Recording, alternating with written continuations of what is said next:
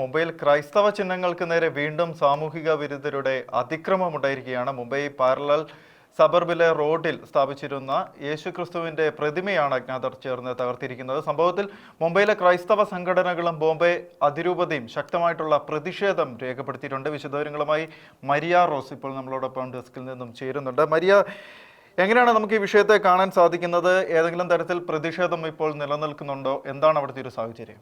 മുംബൈയിലെ parallel സർബറിലെ holy cross ദേവാലയത്തിനരികിൽ സ്ഥാപിച്ചിട്ടുള്ള ക്രൂശിത രൂപത്തിന് നേരെയാണ് ഇത്തരത്തിലൊരു ആക്രമണം ഉണ്ടായിരിക്കുന്നത്. ജൂൺ 7-ന് അജ്ഞാതരായ സാമൂഹ്യ വിരുദ്ധരാണ് ഇത്തരത്തിലൊരു ആക്രമണം നടത്തിയതെന്നാണ് അറിയാൻ സാധിക്കുന്നത്. സംഭവത്തിൽ രാജ്യത്തെ ഏറ്റവും വലിയ കത്തോലിക്ക രൂപതയായിട്ടുള്ള ബോംബെ അതിരൂപത ശക്തമായ അപലപനവുമായി രംഗത്തെത്തിയിട്ടുണ്ട്. 16-ാം നൂറ്റാണ്ടിൽ പോർച്ചുഗീസ് കാലഘട്ടം മുതൽ ബോംബെയിലെ കത്തോലിക്ക പാരമ്പര്യത്തിന്റെ ഭാഗമാണ് ഇത്തരത്തിൽ റോഡ് അരികുകളിൽ സ്ഥാപിതമായിട്ടുള്ള കുരിശുകളും പ്രതിമകളും.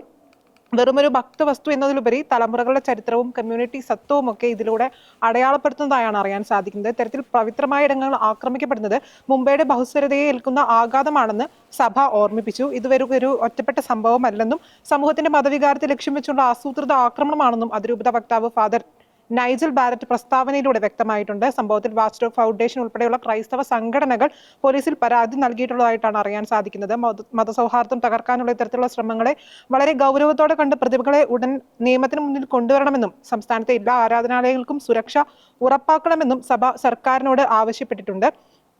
അതുപോലെ തന്നെ പ്രദേശത്തെ 15ഓളം ഇത്തരത്തിൽ സ്ഥാപിതമായിട്ടുള്ള ക്രൈസ്തവ കുരിശുകൾക്ക് പോലീസ് സംരക്ഷണം ഏർപ്പെടുത്തിയിരിക്കുന്ന പുതിയ സാഹചര്യമാണ് ബോംബെയിലുള്ളത്. ജോയ്സ് റോബിൻ.